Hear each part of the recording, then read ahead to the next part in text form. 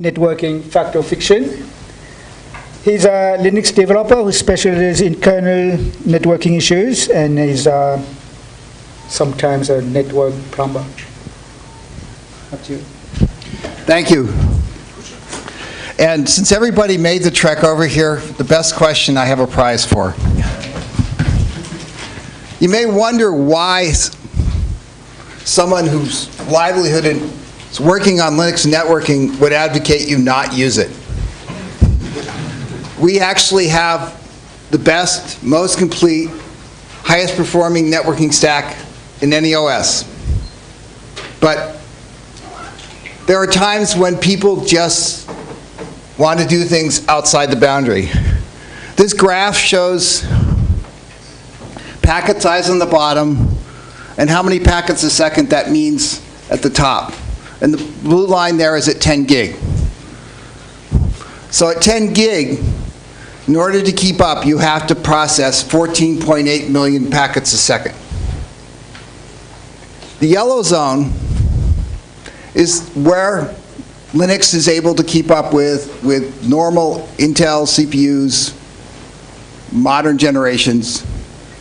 That number varies between 1 million to 500,000 packets a second, depending on how you tune and what you're doing and what else things your application has going on. So if you're in the yellow zone, I recommend you stay with Linux networking. Don't even consider anything I talk about in my talk. It isn't going to help you. But if you're doing something outside that zone, you're outside the edge, then some of the things that I talk about might be of interest to you.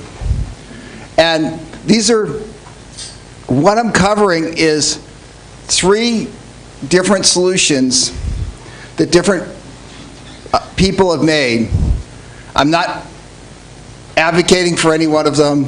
Most of the information and all the performance numbers came from those people. So they're not mine.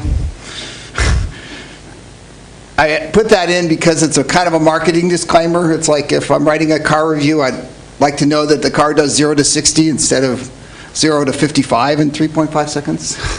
So because I haven't measured any of these, I don't want you to pick on me. But we wonder, why is this a problem? Well, where we normally talk about servers, 1.2 million packets a second, you have about 835 nanoseconds between packets, which comes out to this many cycles and this many cycles on a 2 gig and 3 gigahertz process. When I was here 7 years ago, Paul McKinney gave a talk about RCU and cache size, and he made an example about the difference between an L3 hit and miss, and he did with toilet paper up and down the aisles in the big theater. The point is, you got 40 cycles if you're staying the cache, but if you miss, it's about 200 cycles. So sure, you can do 12 cache misses in your software and you'll be fine and you can keep up. If you start to do things over here, you start to handle 64-byte packets. You can do the math to get down to, gee, 1 cache miss and you can't keep up. There's many cache misses in the normal Linux stack. You can't help it. So you can't possibly do that. And when I say the traditional Linux stack, what I'm talking about is you've got an application running in user space, nice generic API sockets, a TCP/IP protocol stack, processing and ordering your data and maintaining its consistency, Ethernet drivers, and down here you have the network interface and hardware. Looks like a simple picture, but if you actually look at the real packet flow, this is actually from Wikipedia, and the NetFilter guys did it, but you start to see there's all these features where we start out and we decide to have rules to mangle, and we have things in optimizations that occur, like packet aggregation for receive a GRO, and we have deferred interrupts, and there's many, many pieces we've created to make a generic solution. If you want that generic solution, and chances are you may need it if you're running a server on the internet, you want a firewall. If you on a server on the internet, you may want to run Wireshark. If you're on the internet, you may even want QoS things like I'll be talking about tomorrow in buffer bloat. All those features are part of this big, long chain. There have been people that have started on this before, the TCP offload engine guys. But their view of the world was, we want to sell you expensive hardware with proprietary firmware, with proprietary TCP stacks, and we'll just do some socket glue so that your application is the same. This got roundly rejected by the networking community in Linux for several reasons. Part of it was all those features like firewall and security, there was no way to put them in. But mostly, this was just a big blind spot. So if something came along, or you wanted to change something, you wanted to change how queuing was done for buffer bloat, or there was a IPv6 hole because some packet ordering, you had no ability to change it. It was basically Linux running on top of proprietary software. And the solutions that I want to talk about don't do this, although some of them are coming from the same genesis that caused this to occur in the first place. The other thing is, to be honest, in the process, we've done a lot better. When this was popular, the Linux kernel was a fair degree slower. And there have been many people that have worked a lot on reducing the cache misses, improving the lookup, improving the scalability. So several of the things that were an issue in the early 10 gig days are no longer an issue in the server market. So you decide you want to brave it and go on your own. You want to do user mode networking. The first possible way to do it is open up a raw socket, get the packets, do it yourself. And there are people that write protocols to do that. I don't recommend it. You aren't going to get very good performance out of it, but you do get raw access to the packets. And I actually do some things like that to create testers to test protocols. For example, well, I don't do it at that level a lot of times, but for example, testing BGP protocols. People fake BGP by doing applications. The other one is there was a set of projects, you may have heard of PF-Ring and AF Packet, where you can get better, faster access by using memory maps. You still don't have direct access to the hardware, you still have the layering and delays of that, but it is a little more general. But once again, you've stepped out of the realm of general purpose operating system. You've all of a sudden have to bring in some kernel patches to do that. And lastly, if you want to do it, there is the option of you can just say run everything in the kernel. In 2.4, there was a kind of semi-serious version of an HTTP server that ran in the kernel that gave the great web benchmarks. But that's probably not how you want to support your product, and there's definite advantages for the isolation. So the first one I want to talk about is something called Open Onload that SolarFlare did. And this only works on their hardware. And what they did was they took the traditional stack and they put another piece, and they split the protocol so there's a kernel part and a user part, and they have a shared memory interface between the two. So they keep the generic stack in place for the connection establishment and all those parts, but then they basically go into high-speed turbo mode later on once the connection's established. The cool part about this is they offer a socket interface, and you don't have to change the application at all. You do an LD preload, you get their shared library, and you open sockets, and it just looks like a TCP connection. Even more complicated, and you really should go see the Google Tech Talk on this, they dealt with all the nasty semantic issues. In Linux, you can have things like a file descriptor open, and you exec another process, and you have to inherit that file descriptor and its TCP state, and namespaces, and forks, and all those pieces, and how much trust you want to have between the other process that you just gave it and you've got two instances of the shared library and they've got the same connection. It's quite a complicated feat. And the whole set of software is available as a big GPL project. The thing that they do, and I'll go into performance details, is they cut down the time that's spent in the kernel. So for normal packets, it's 0. It goes right to user space. This is sort of a walkthrough of how they do it. This is a normal application socket hardware drive. This is their picture of that picture I had.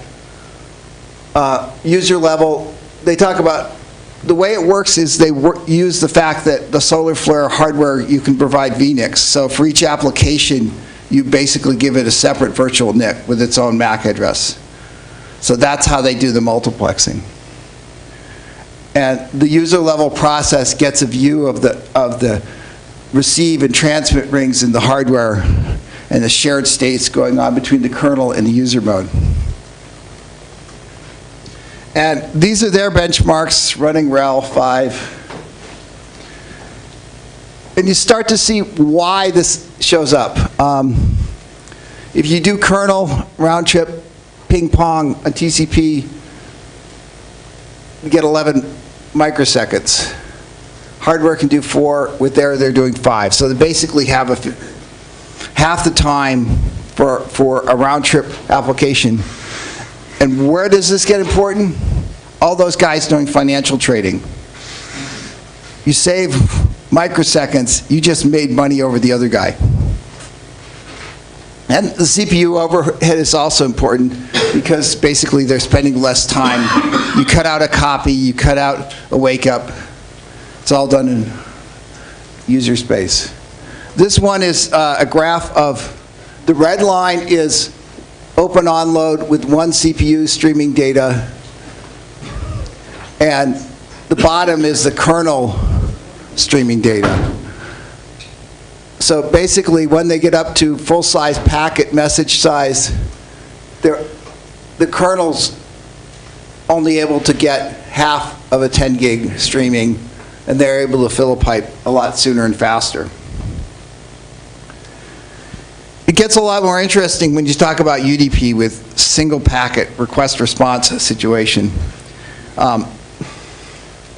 So this is the low end of that million packets a second number because they're going to user space, 473,000 packets a second, and they can do 2 million. You see this one is basically, they're showing that the kernel version doesn't scale for them, but they can scale the version in user space. The UDP side also, the number of messages a second, at this point, the point is that they keep scaling up here up to 1600. The kernel with one CPU is dying on the red line. With 2 CPUs, it's maxing out at about a million messages a second. So I was interested in this, but to be honest, for anything I've been doing, I do have some demo boards, but I haven't actually got it running. It's very specific to their hardware. It requires their hardware. They have a GPL v2 open source project, and they have a very long, hour-and-a-half Google Tech Talk if you want to find out all the details about all the internal implementation things to do the TCP. The next version I want to talk about is NetMap. NetMap is done by Luigi Rizzo of University of Pisa in Italy. I just got in contact with him because he's actually on sabbatical at Google for a month, so I'm going to go down there and visit him. It was a BSD-based project to start with, but there's a port to Linux. And I'll talk a little bit more about the issues with the port later. It's very good scalability, and it offers a raw packet interface, but it can also be used with libpcap, which is the standard packet interface. The way NetMap works is it provides an abstraction of the NIC ring. So the ring buffer in the NIC that's used to hold packets that are transmitted, and then what packets coming in that are received, it basically makes that available to user space. And how it does that is the application opens the device, dev netmap. It then does a special IOCTL to say it wants to connect to this interface, and then it maps the ring buffers. And on transmit, it fills those ring buffers and gives an IOCTL to wake up the actual NIC hardware. On receive, it can poll to see if there is packets available. More interestingly, you could also use the standard Linux poll and select logic, so you can write a multi-threaded application. You can decide how you want to do your threading model based on that. There is no protection here. There's nothing that says, there's no locking of those ring buffers. So it's up to your application to either do user levels locking or dedicate a CPU to that particular queue. And the NetMap is multi-queue, which is actually kind of surprising because BSD is pretty far behind on their multi-queue support. But you can open and bind a particular FD to a particular ring buffer. All the 10 gig, well, I wouldn't say all, but 99% of the 10 gig hardware out there supports multiple queues, so to get scaling. And so you can say, I want this thread, I have this FD open, I would like to bind it to this queue, and I would like to transmit packets on this queue, and I'll poll to receive on this queue. It leaves all the affinity, all the locking, everything up to the application. It only provides the actual access to the ring buffers. What's interesting about how he implemented NetMap is it's done as a small add-on to the actual device driver. So, for example, the Intel 10 gig Ethernet driver, it's about 8 lines that get inserted to say, check if user mode networking ring buffer is enabled. That means that all the management of addresses, counters, everything else, the interface looks normal. It's just being used differently by the application. And that also means that it's perfectly possible to send and receive and use that interface for both normal traffic and, well, what we in the networking world call slow path traffic, stuff that goes out through the other side. And this is his performance graph. Basically, the bottom is running packet-gen on Linux, and this is CPU clock speed. And if you look with a modern CPU, somewhere between 2 and 4 million packets a second is what you can get out of the Linux kernel packet-gen. And the demo application he wrote for NetMap is a version of a packet-gen-like process from user space. And he can saturate it with a fairly low-end CPU. And on the receive side, it can keep up with a 10 gig interface. But that's just sending, receiving packets. That's not doing it. You have to compare it slightly with the earlier case where we actually had TCP and UDP. This is just, you got the packets, up to you. And if you look at where this is interesting, comparison, there's really three kinds of forwarding that go on now. There's bridging, there's the new Open vSwitch, and there's actual routing. And his implementation, what he's measured is a bridging and Open vSwitch. So if you see actual BSD and Linux, you're still about 0.6 or 600,000 packets a second is what you can get through. And with NetMap, and he did 2 versions of, one is using libpcap emulation, and the other one is using NetMap directly. And the PCAP emulation adds overhead, but basically you can keep up packet forwarding with NetMap, bridging, or in this case, you're starting to see the overhead of Open vSwitch. I mentioned that it's BSD based. The Linux port of it does exist and you can download it, but it's kind of in the super ugly state, the state where it would go in the staging tree. Things where they go pound define, mbuff is skbuff. It's sort of BSD code, cut and paste, put into Linux. And I'll get into a little bit of that later. Another one that's I'm very familiar with is the Intel DPDK for Data Plane Development Kit.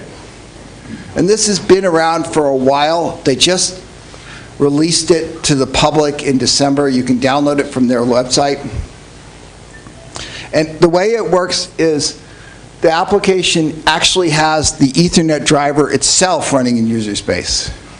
They use UIO to unmap the normal device, map the PCI resources into user space, and so the user space application is at the Intel hardware.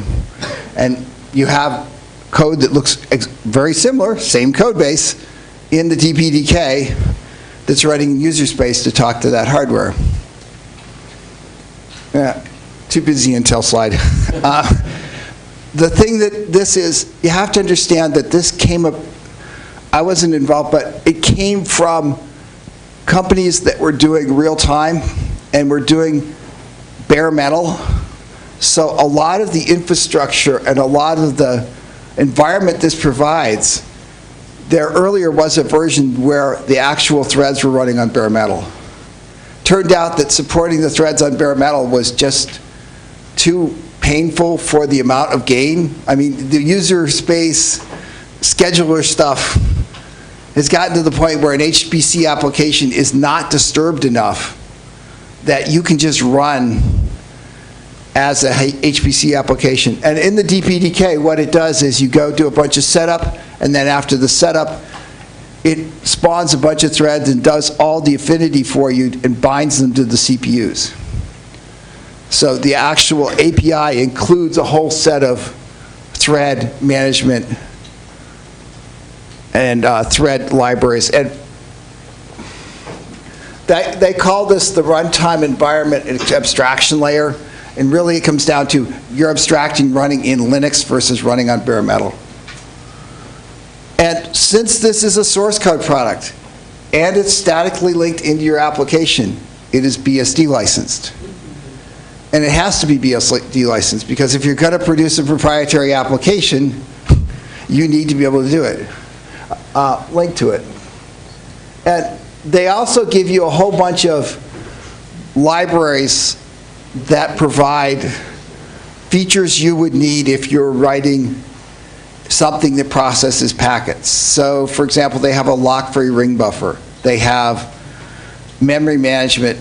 All in order to do DMA in user space, you have to do it from fixed memory that has a physical address that is visible. So they provide memory pools that map to the huge TLB pages and give me some memory, tell me its virtual address, tell me its physical address, because you may need the physical address to talk to the actual hardware. They also provide spin locks and reader-writer locks and all the other things you need to mutex your application because, once again, you're getting raw access to the hardware. The device drivers give you exposed queues. So you have packet queues to send and receive packets. You do not have a nice, safe, I can have any thread send a packet on any queue. It's up to you to reserve one CPU or provide locks when accessing that queue. Likewise, on receive, the interface is get me a packet from a queue. And it's up to you to do the threading model to decide how you want to do that. Oh, why would you want to do this? Once again, massive performance gains, small packets. They can get 20 million packets a second. with the demo apps, and they give you a demo app that does level 2 forwarding. And this compares, basically the blue line is the DPDK. You can also run this under KVM or VMware and pass through a device, a virtual function device, to the application. But we're on the bleeding edge of this, and because you're on the bleeding edge, you're going to put huge demands on the bus. And it turns out that with the current generation Intel architectures, you don't get full speed on a virtual function device. And they're working on that. That's why they've got the boxes. As you can see, though, out here, full-size packets, there isn't a lot of gain. So unless you had some particular reason that you wanted raw access to packets, there isn't a huge gain. If you look at these three, each one of them provides a different level of solution. But they all are open source in some sense, and each one ends up needing some kernel support as well. You can't just plop it in, run it on RHEL. You have to, in the NetMap case, you have to basically have the NetMap API. You have to have the small change the driver.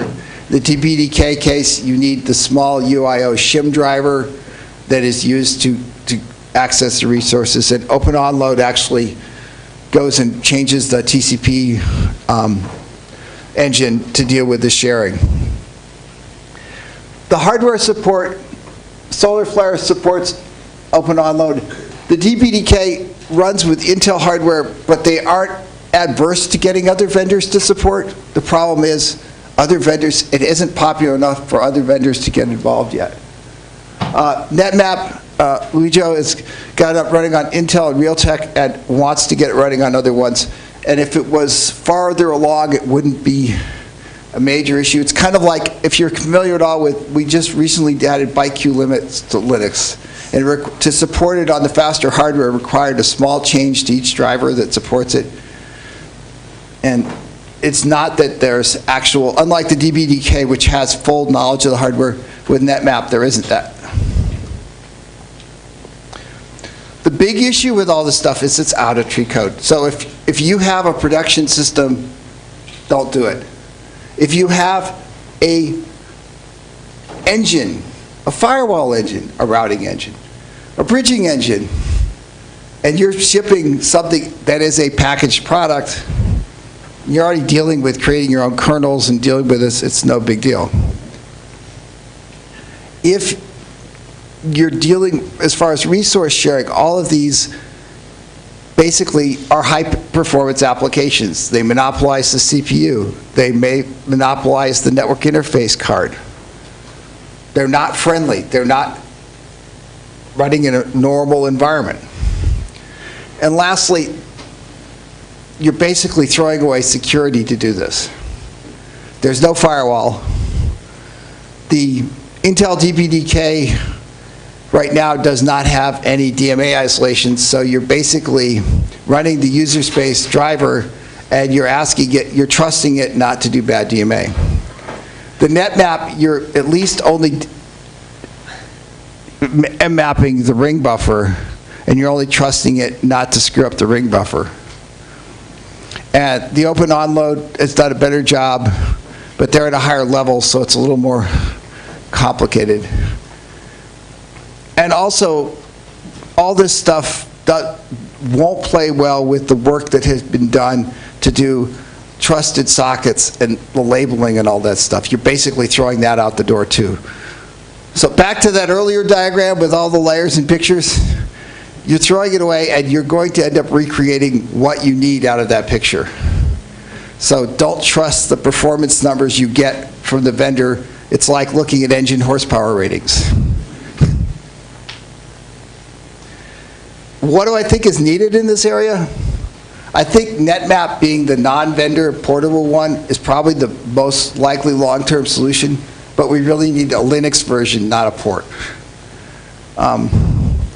And after that, I think we'll need to have some higher level protocols on top of it, because send and receive packet and libpcap is not a general purpose solution. The Intel DPDK, what? Rusty? You can repeat this. But it's a really good solution for virtualization. Yeah. Where you're dealing with actual packets. Yeah. With the DPDK, Intel's talking about wider device support. You could go ask them, and they've got a bunch more features that they're adding to it. And I've got some NDA stuff, so I didn't want to worry about what is an NDA. And Open Onload is an active project from SolarFlare. And if you're interested in digging deeper, the first place to look at is there's Google Tech Talks. There's one on Open Onload. There's one on NetMap. And I recommend you go look at them and dig down a little deeper. On the DPDK, it's new. Intel's got a fair amount of marketing documentation, and there's been a few people, one of the guys I know over in Japan who's also investigated it as well.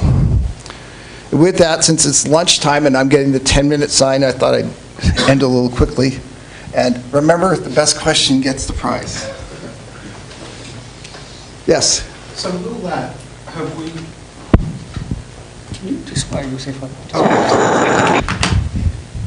So is there much new research going into actually